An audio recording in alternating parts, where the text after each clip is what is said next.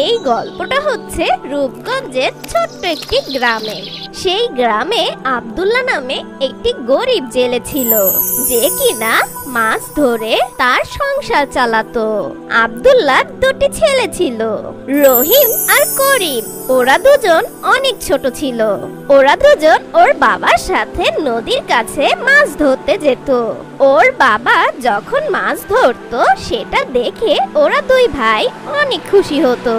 আর আব্দুল্লাহর বউ একজন নেককার মহিলা ছিল, যে কিনা 5 ওয়াক্ত নামাজ আদায় করত আর কোরআন তেলাওয়াত করত, যে কারণে ওর সংসারে সব সময় আল্লাহর রহমত থাকতো। একদিন, আব্বু, আমরাও যাব তোমার সাথে নদীর মাঝে মাছ ধরতে। হ্যাঁ হ্যাঁ, ঠিক আছে বাবা, চলো আমার সাথে চলো। দেখো বাচ্চারা, তোমরা নদীর পাড়েই থাকবে, নদীর কাছে যাবে না। আর আপনিও আছেন, সব সময় বাচ্চাদের ইচ্ছা পূরণ করেন। আমি তো সব সময় ভয়ে থাকি যে ওরা নদীর কাছে যায়, আল্লাহ না করুক ওদের কোনো বিপদ না হয়। আরে বিবি, তুমি যে নামাজে আমাদের জন্য দোয়া করো, আমার বিশ্বাস আল্লাহ তাআলা আমাদেরকে সকল ধরনের বিপদ আপদ থেকে রক্ষা করবেন। আমাদের কিছু হবে না বিবি, আল্লাহ তাআলার রহমত আমাদের উপর আছে। এটা তো ঠিক আছে, কিন্তু সব সময় আমার বাচ্চাদের জন্য মনের মধ্যে ভয় থাকে। ও আচ্ছা, শুধু বাচ্চাদের জন্যই আপনি এত টেনশন করেন, তাই না? আরে না, আপনার জন্য আমার ভয় লেগে থাকে। আরে আমি সব বুঝি। যদি জেনেই থাকেন তাহলে আবার জিজ্ঞেস করেন কেন? আপনার আমার সাথে দুষ্টামি করার স্বভাবটা আর গেল না। যান, এখন আপনার কাজে চলে যান। আচ্ছা ঠিক আছে বিবি, আমি এখন যাচ্ছি, কিন্তু আমি যদি আপনার সাথে একটু দুষ্টামি না করি তাহলে কি পাশের বাড়ির ভাবির সাথে করব? এ কথা বলে ওরা তিনজন মাছ ধরতে নদীর কাছে চলে যায়। আব্বু, আমার না মাছ ধরতে অনেক ভালো লাগে।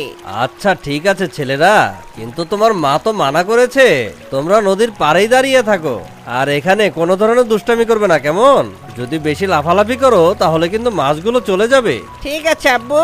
আরে আমার বিবি কোথায়? সকিনা, দরজা খোলো। আরে আসেন, আপনারা চলে এসেছেন। আমার ছোট দুষ্ট বাচ্চাগুলো কই? আরে ওরা দুজন আমার পিছনে বিবি। আরে এসো এসো, তোমরা দুজন লুকিয়েছিলে কেন? আমি তোমাদের বকা দিব না, তাড়াতাড়ি চলো ঘরে এসো। ঠিক আছে আম্মু। এই যে, এই নিন, পানি খান। বিসমিল্লাহির রহমানির রহিম। আরে তোমার হাতের পানি খেয়ে তো আমার সারাদিনের ক্লান্তিটা দূর হয়ে গেছে। এই নাও বেগম, এখান থেকে কিছু মাছ রান্না করো, আর এখান থেকে কিছু মাছ আমি বাজারে গিয়ে বিক্রি করব।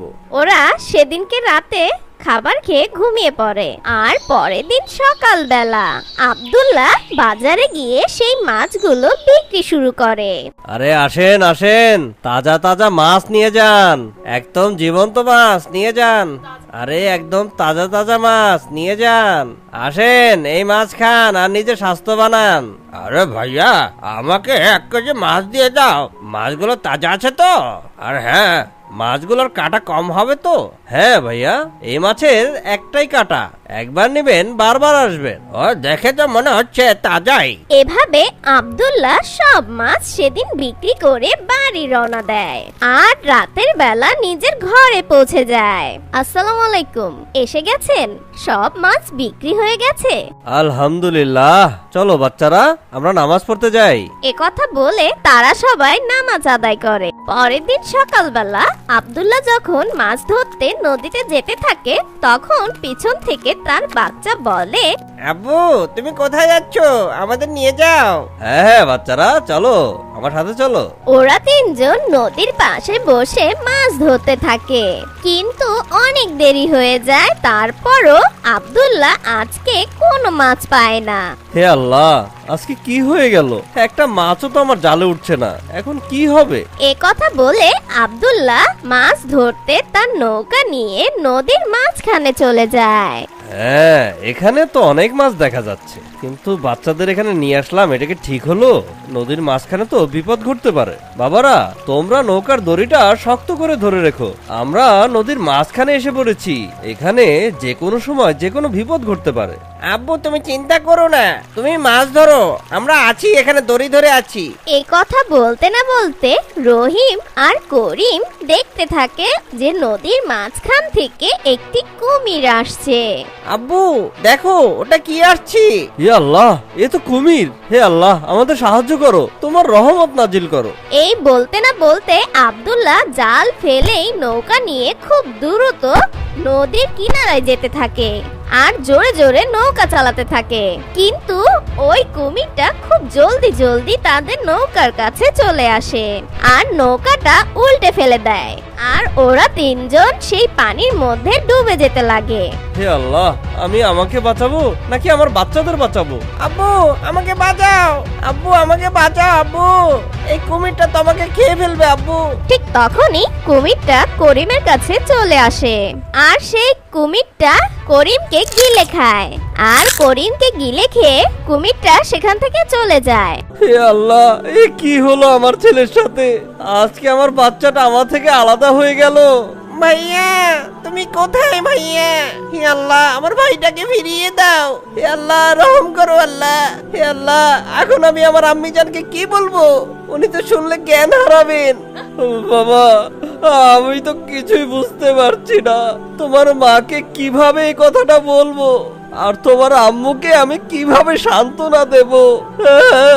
ওনার ছেলেকে উনি হারিয়ে ফেলেছেন। হে আল্লাহ, আমাকে শক্তি দিন, আমি যেন আমার বিবিকে বোঝাতে পারি। আব্দুল্লাহ আর রহিম ওরা দুজন কান্না করতে করতে বাড়ির দিকে রওনা দেয়। ওরা এতই কান্না করে যে ক্লান্ত হয়ে যায়। আর ওরা দুজন যখন ঘরের দরজার কাছে যায়, দরজার কাছে গিয়ে ঠিক তখনই আব্দুল্লাহর বউ বলে, আরে এসে গেছেন আপনারা, আসেন আসেন ঘরে আসেন। করিম কোথায়? করিম কি আজকেও আপনার পিছনে লুকিয়ে আছে? দেখি তো দুষ্টটা কোথায় গেছে। রহিম কোথায় তোমার ছোট ভাই? তখন রহিম তার মাকে কোনো উত্তর দেয় না। কি হলো, কিছু বলছেন না কেন আপনারা দুজন? আমার মন অস্থির হয়ে গেছে করিমের জন্য। করিম কোথায়? তুমি লুকিয়ে থেকো না বাবা সোনা, আমার সামনে এসো। আরে আমার ছেলে কোথায়? আমার ছেলেকে কোথায় রেখে এসেছেন আপনারা? কথা বলছেন না কেন? করিমের কি কিছু হয়েছে? আল্লাহ রহমত করো, তাড়াতাড়ি বলুন আমাকে, আমার বাচ্চা কোথায়? তখনই রহিম ওর মার কাছে যায় আর মাকে জড়িয়ে ধরে বলে, আম্মু, আজকে আমরা আমাদের ভাইকে হারিয়ে ফেলেছি। এটা কি বলছো তুমি? আমার ছেলে কোথায়? ওকে কোথায় হারিয়ে ফেলেছো তোমরা? আম্মু, ওকে আমরা হারাইনি, ও এই দুনিয়া ছেড়েই চলে গেছে আম্মু। কি কি বলছো তুমি? কি বলতে চাচ্ছ? হে আল্লাহ, আমার উপরে রহম করো। এ কথা বলতে না বলতে সকিনা বেহুশ হয়ে যায়। আব্দুল্লাহ অনেক চেষ্টা করতে থাকে সকিনার জ্ঞান ফেরানোর, কিন্তু কোনোভাবেই সকিনার জ্ঞান ফিরে না। পানি ছিটানোর পর সকিনার জ্ঞান ফিরে আসে। হে আল্লাহ, হে আমার মালিক, আজকে আমার কি হয়ে গেল? আমার কলিজার টুকরা বাচ্চাটাকে কেন তুমি আমার কাছ থেকে ছিনিয়ে নিলে খোদা? আম্মু আমরা আপনার কথা শুনিনি, তাই হয়তো আল্লাহ তাআলা আমাদের এই শাস্তি দিয়েছেন। আমার ভাইটাকে আমি হারিয়ে ফেলেছি আম্মু। না বউ, এই জন্য আমি দায়ী। আমার উচিত হয়নি আমার বাচ্চাকে নিয়ে নদীর মাঝখানে যাওয়া। এই কারণে আল্লাহ তাআলা আমাকে শাস্তি দিয়েছেন, আমার সন্তানটা কেড়ে নিয়েছেন। বিবি, আমি তোমার অপরাধী। হে খোদা, আমার তোমার উপরে পূর্ণ বিশ্বাস আছে। আমি সব সময় তোমার ইবাদত করি মাওলা। আমি তোমার বান্দা। আমি জানি আমার সন্তান যেখানেই থাকবে তুমি তাকে হেফাজতে রাখবে। হে আল্লাহ, তুমি সর্বশক্তিমান। যেভাবে তুমি হযরত ইউনূস আলাইহিস সালামকে মাছের পেটের মধ্যে 40 দিন জীবিত রেখেছিলে, ঠিক সেইভাবে কুমিরের পেটে আমার সন্তানকে তুমি জীবিত রেখো। যদি এটা না হয়, তোমার এই বান্দা আর একজন মা তার মনের বিশ্বাস ভেঙে যাবে।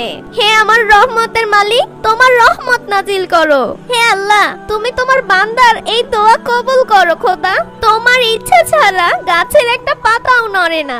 তুমি কি না পারো খোদা? আর তোমার সামনে একটা কুমির তো কিছুই না।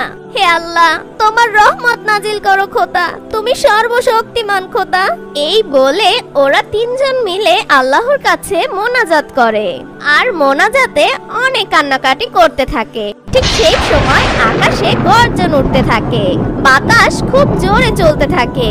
যেই কুমিরটা করিমকে খেয়ে ফেলেছে সেই কুমিরটা নদীর কিনারায় চলে আসে। ঠিক তখনই করিম কুমিরের পেটের ভিতরে আল্লাহর কাছে মোনাজাত করতে থাকে আর দোয়া করে। হে আমার আল্লাহ, তুমি আমাকে এখনো জীবিত রেখেছো। আমার মনে হয় আমার মা আমার জন্য দোয়া করেছে। আমি জানি আমার মার দোয়া কখনো ফেরত যেতে পারে না। আল্লাহ তাআলা আমার মার দোয়া কবুল করেছেন এবং আমাকে এখনো জীবিত রেখেছেন। এই কুমিরটার পেটটা এত বড়, মনে হচ্ছে যেন একটা বড় ঘর। আমার মনে হচ্ছে আমি এখনো জীবিত আছি কারণ আমার মা আমার জন্য দোয়া করেছেন। আল্লাহ তাআলা তো হযরত ইউনূস আলাইহিস সালামকেও একটা মাছের পেটে জীবিত রেখেছিলেন। সেও তো আল্লাহ তাআলার একজন নেক বান্দা ছিল, আর এই জন্যই আল্লাহ তাআলা হয়তো আমাকে জীবিত রেখেছেন। হে আল্লাহ, তোমার দরবারে লাখ লাখ শুকরিয়া। এখন তোমার কাছে একটাই দোয়া, আমাকে তাড়াতাড়ি আমার আম্মাজানের কাছে পৌঁছে দাও। আমাকে ছাড়া তিনি বোধহয় অনেক কষ্টে আছেন। হয়তোবা আমার মা অনেক অসুস্থ হয়ে গেছে, খাওয়া দাওয়া ছেড়ে দিয়েছে।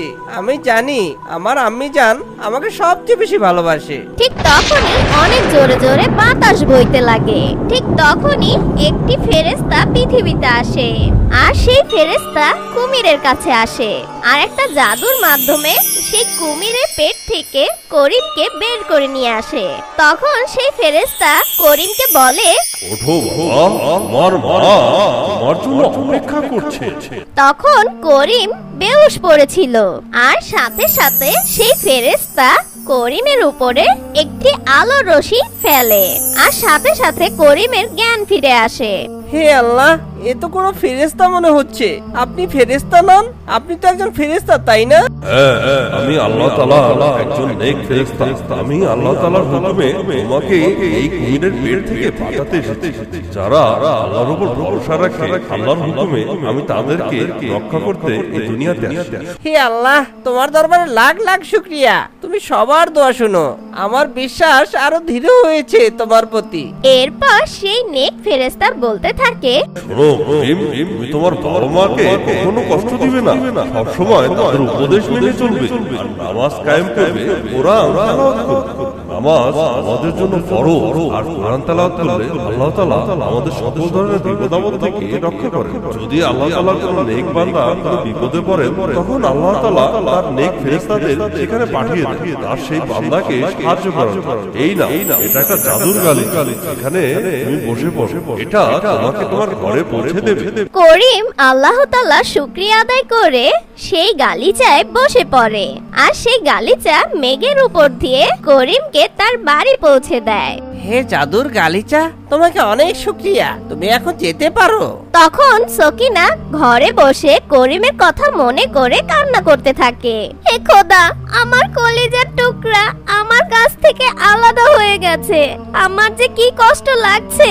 ঠিক তখনই ঘরের বাইরে দরজাটা নক করতে থাকে আর তারা তিনজন ঘরের দরজার কাছে চলে যায়।